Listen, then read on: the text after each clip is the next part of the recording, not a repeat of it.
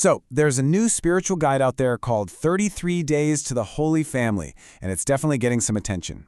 The author is claiming it's not just a nice to have, but something that's urgently needed. So, what's the argument all about? Let's dive in and break it down. Right off the bat, the author tackles the elephant in the room. I mean, with so many spiritual books and guides already out there, he asks, do we really need another one? And that's a fair question, right? It really cuts to the core of his whole message. And his answer? It's just as direct. Yeah, we do. And boom, that one simple phrase just sets the entire tone for his argument. This isn't just another option on the shelf. In his view, it's an absolute necessity. So, what exactly is this new consecration?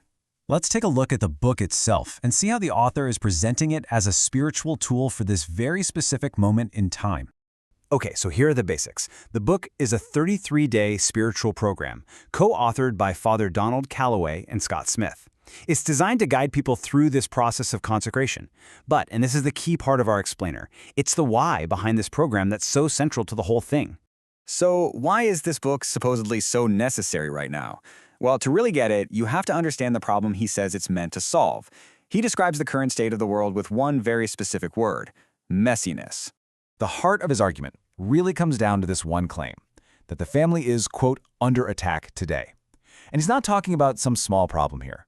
He sees it as a full-on assault on what he considers society's most fundamental building block. So what does this so-called attack actually look like? Well, according to the author, it looks like a push to normalize things that he would call unnatural and disordered. So from his point of view, we're talking about challenges to the traditional ideas of marriage, family, and even gender roles.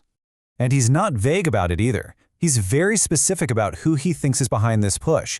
He points to the secular rulers of our time. But then, and this is where it gets really interesting, he also includes certain parts of the church itself. And the result of all this? In his own words, it's great confusion and diabolical messiness. Yeah, that's some incredibly strong language, right? It's definitely meant to sound the alarm about what he sees as a massive spiritual and social crisis. Okay, so he doesn't just lay out the problem and leave it there. He also offers up a solution. He calls it the Holy Family Blueprint, and he pitches it as the model to restore order and, well, find happiness. And just so we're all on the same page, when the author talks about the Holy Family, he's talking about Jesus, Mary, and Joseph, but specifically as the model, the ideal blueprint for all family life. This really shows you the stark contrast he's painting. On one side, you've got what he calls this straying civilization, full of confusion and messiness. And on the other side, the Holy Family Blueprint, which he says offers a blueprint for happiness and a clear pattern. He's basically setting it up as a choice: chaos or what he calls order and common sense.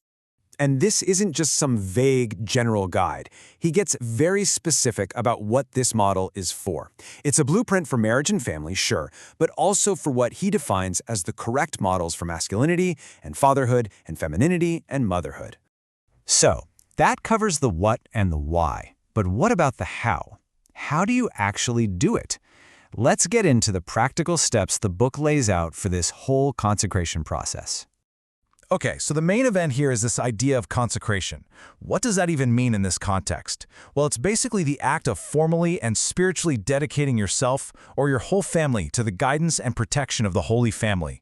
It's a real spiritual commitment. And the process itself is laid out to be really straightforward. It's basically a three-step deal. Step 1, obviously, you get the book. Step 2, you follow what the author calls an easy daily formula. And then step 3, you just see it through and complete the whole 33-day program. So, you might be wondering, who is this for? Just for families? Well, the author makes it really clear that it's for pretty much everyone.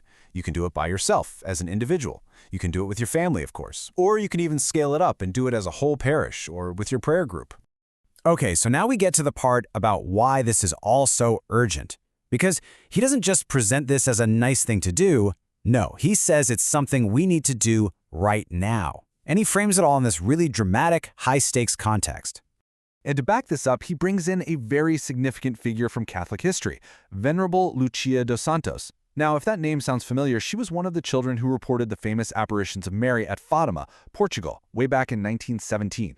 And here is the powerful quote that he builds his whole case for urgency on.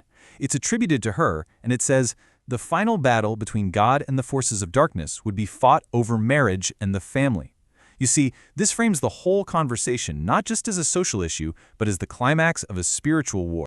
And that is the key that unlocks the whole thing. The author takes that prophecy and says, this is it, this is happening right now. So his logic is pretty direct. If the prophesied final battle is being fought today over the family, then the necessary response is to consecrate yourself to the Holy Family and do it now. All right, so let's just pull all these threads together. What are the key takeaways? First, there's this new 33-day consecration book on the scene. It's being presented as a direct solution to what the author calls the messiness around the modern family. The solution it offers? The Holy Family as the, quote, blueprint for order.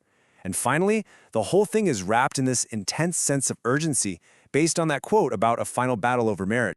So, in the end, what we're looking at here is a very traditional spiritual model being offered up as the definitive answer to some very modern anxieties. And it leaves you with a big question to chew on, right?